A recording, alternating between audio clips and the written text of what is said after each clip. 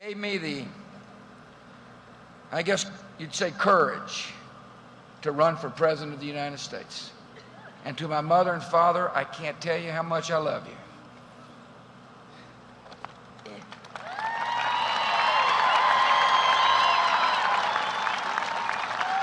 And Midland is also the site of the most important meeting of my life. Far more meaningful than any meeting in the Oval Office. That happened in O'Neill's backyard at a barbecue where I met a hometown girl named Laura Welch. I fell in love with her that day. I convinced her to marry me a couple of months later, and I have felt blessed ever since.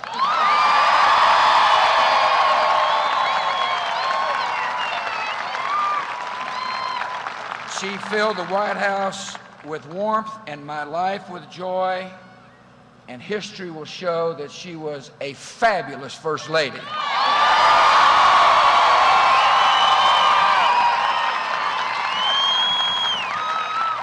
I had a lot of other sources of strength during my 8 years. I am blessed with a great family.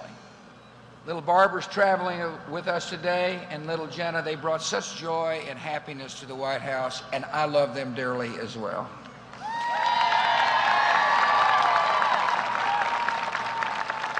My brothers and sisters, all three of my brothers were born here in Midland, Texas, by the way.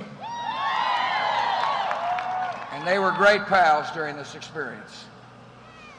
I was blessed with a fantastic administration. I want to thank my friend Dick Cheney, who was a great vice president.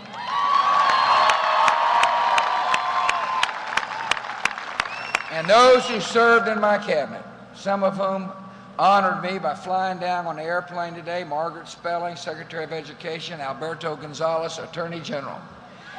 I want to thank a fabulous staff of people. I was truly blessed to have people work with me. People who came to Washington, D.C.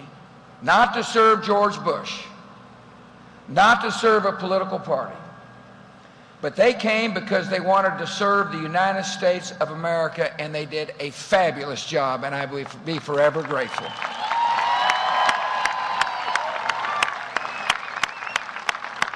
I am grateful for the prayers of the American people.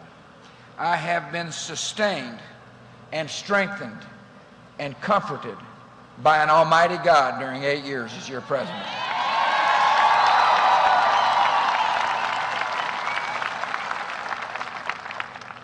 And I was sustained by my buddies and my friends.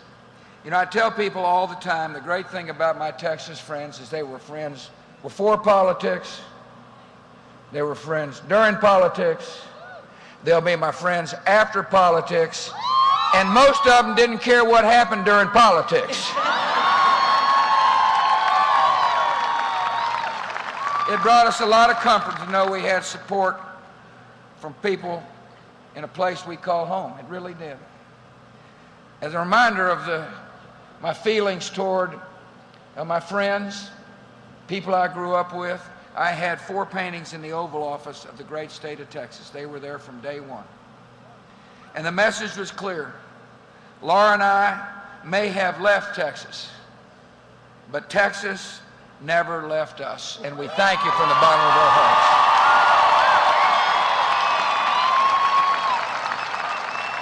The values that Laura and I learned here in West Texas have guided us throughout our lives and have guided us during our time in Washington. This is a place where people treat each other with decency and respect, where neighbors look out for neighbors, and where character counts an awful lot. West Texas is a place of tremendous optimism, and you got to know, even during some of the most difficult days of my presidency, I was always optimistic about our future. I had great faith in the American people and faith in some fundamental truths. Every day I followed a set of clear principles. Principles that I learned from my family and principles I learned from growing up out here in West Texas and throughout this state. Individuals must be responsible for the actions they take in life. Our nation thrives when government trusts people with decisions about their own money and their lives.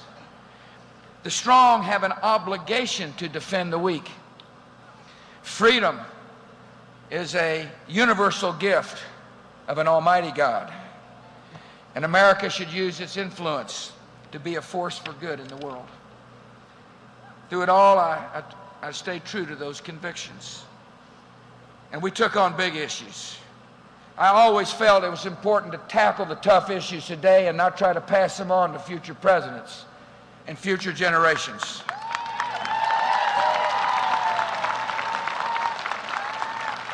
I never took an opinion poll to tell me what to think.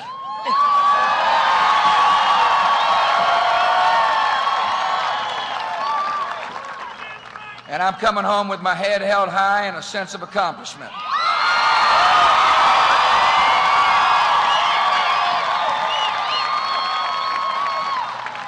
We lifted standards and achievements in public schools, and an achievement gap between white students and minority students is closing for the good of the United States of America. Seniors now have a prescription drug benefit in Medicare. We cut taxes for everybody who pays taxes in the United States of America.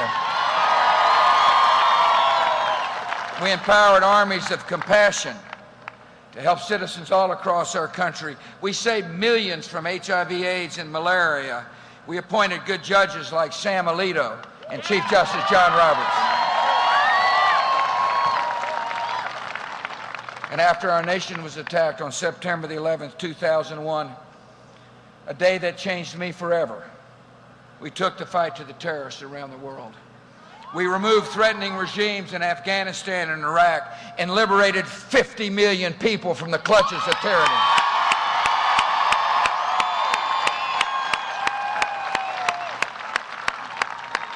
We worked to extend freedom and human liberty as the alternatives to tyranny and terror.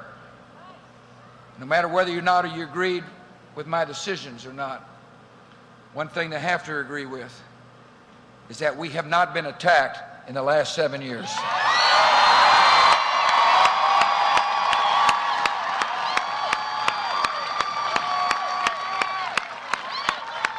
This is a tribute to all who toil day and night to keep us safe, especially the men and women who wear our nation's uniform.